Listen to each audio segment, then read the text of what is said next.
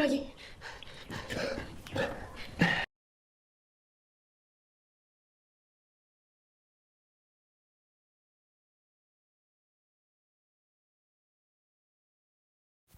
ሄኖክ ለጽናት ያዘጋጀውን ውሃ ኪራ በመጠጣቱ አሁን ባላወቀው መንገድ ራሱን ስቷል ማለት ነው።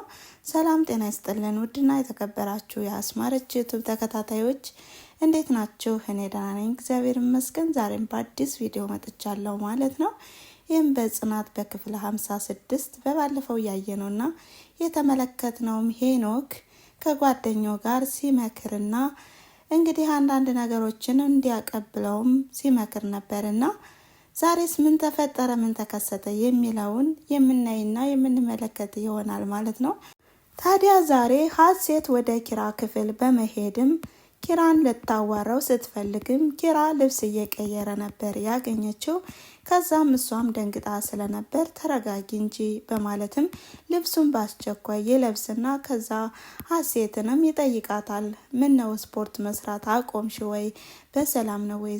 ሰሞኑን እኮ አትቀሰቅሽኝም እያላትም ነበር። ታዲያ ሀሴትም ሰው እኮ በራሱ ተነሳሽነት መስራት አለበት እንጂ እንዲሁ ተገፋፍቶ መሆን የለበትም፣ ደግሞም ሰነፍ መሆን የለብንም እያለችም እንግዲህ የህይወት ተሞክሮዋንም ታካፍለዋለች። በዛውም በእግር መንገዱም መጽሐፍ ማንበብ ምን ያህል እንደሚጠቅምና ካገኘቻቸው ጥቅሞችም አንዳንድ ነገሮችን ታወራዋለች። በመቀጠልም ኪራ ሲወጣም ሀሴትም ከራሷ ጋርም ታወራ ነበረ።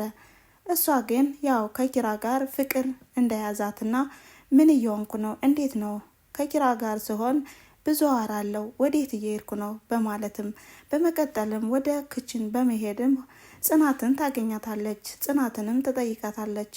ምን ነው አልተኛሽም እንዴ ስትላትም ጽናት አልተኛውም፣ ኪራ ግን ጥሩ ልጅ ነው አደለ? በማለትም ትነግራታለች። አዎ ጥሩ ልጅ ነው፣ ግን እኮ እንደዚህ ለቤት ሰራተኛ ክብር ሲሰጥ አይቼው አላውቅም ነበረ ትላለች ሀሴት። ጽናትም አዎ ጥሩ ልጅ ነው፣ በቃ እኔም መጀመሪያ ሳውቀው እንደዚህ አይመስልም ነበረ፣ ነገር ግን ልበ ቀናና መልካም ሰው ነው፣ በብዙ ነገሮች ተቀይሯል በማለትም ጽናት ለሀሴት ትነግራታለች። በመቀጠልም ስለ ምግብ አሰራር እንዲሁም ሙያ እንደሌላትም ትነግራታለች። ከዛም ጽናትም በቅጽበት እንዴ ኪራ ምን ሊበላ ነው ማለት በማለትም እንግዲህ ስትነግራት ትደነግጣለች። ሀሴትም እንዴ ሙያ ለማወቅ ሌላ እንደገና ኪራ ምን ሊበላ ነው ያልሽውስ ምንድን ነው በማለትም ትነግራታለች። ታዲያ ሀሴትም ነገሩ ግራ ገብቷት አሁንም ጥያቄ ትጠይቃታለች። ጽናትም አሁንም በውስጧ ታወራለች። በቃ ያንተን ሚስት ሙያ ለማስተማር እዚህ ጊዜን ሊፈጅ ነው ወይ በማለትም ከራሷ ጋር ታወራለች። በመቀጠልም ሄኖክ ጽናትን እየተከታተላት ነው። በሄደችበት እግር በእግር ይከታተላታል። ለምንድን ነው አሳልፈኝ ስትለውም ሄኖክም ደግሞ ምንድን ነው ስትሰሪ ነው እንደምትየው ላግዝሽ በማለትም ሲናገር እሷም ደግሞ ብዙ ስራ እንዳለባትና መንገዱን ልቀቅልኝ እያለች በምትከራከርበት ሰዓትም ኪራ ይመጣል። ኪራም እባክህን እንደምታየው ነው እባክህን ልቀቅላት በለው በማለትም ስትናገር ሄኖክም ሲለቅላት እሷ ግን በጣም ተናዳ ሄደች። በሌላ በኩል ደግሞ እምሩና ጽናት ተገናኝተዋል።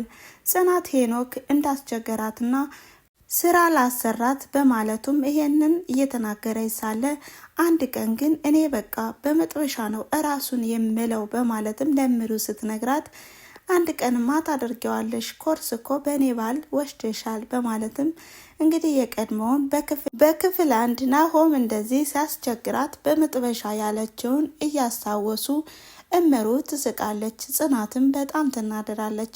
እንደ ታሪክ ነው ወይ የሚያወራው አይናሆም በማለትም ታዲያ አታደርጊውም አይባልም እያለች እምሩም እንግዲህ ዘና ፈታ እያለችባት ነው።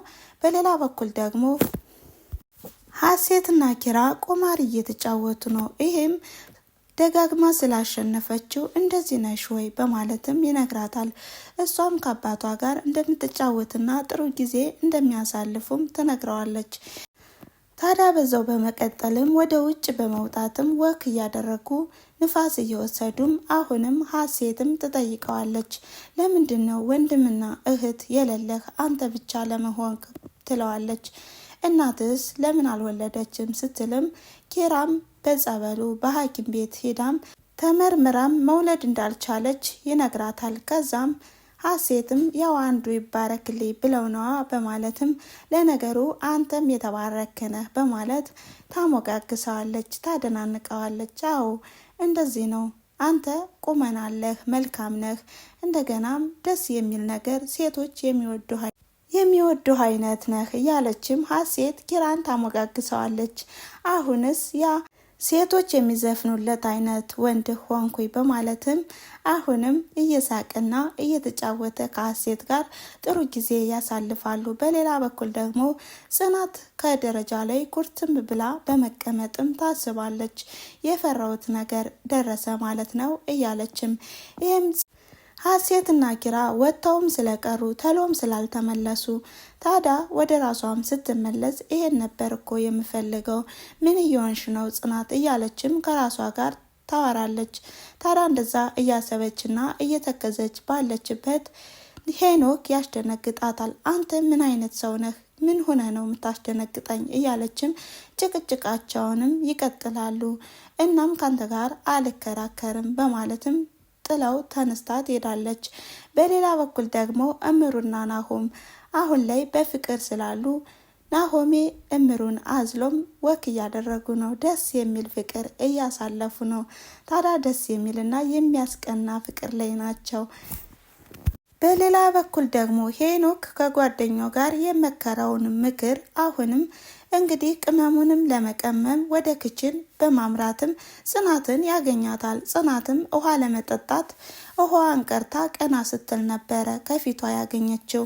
ምን ልታደርግ መጣ ስትለውም ስልኬን ከመኝታ ክፍል ጥየው መጣው በማለትም ይዘሽልኝ እንድትመጭ እጠይቅሻለሁ ሲልም አሁንም ከመከራከር ይዤልህ ብመጣ ይሻለኛል በማለትም ትሄዳለች። የቀዳችውን ውሃ እንኳን ሳትጠጣው አስቀምጠው ነበር የሄደችው።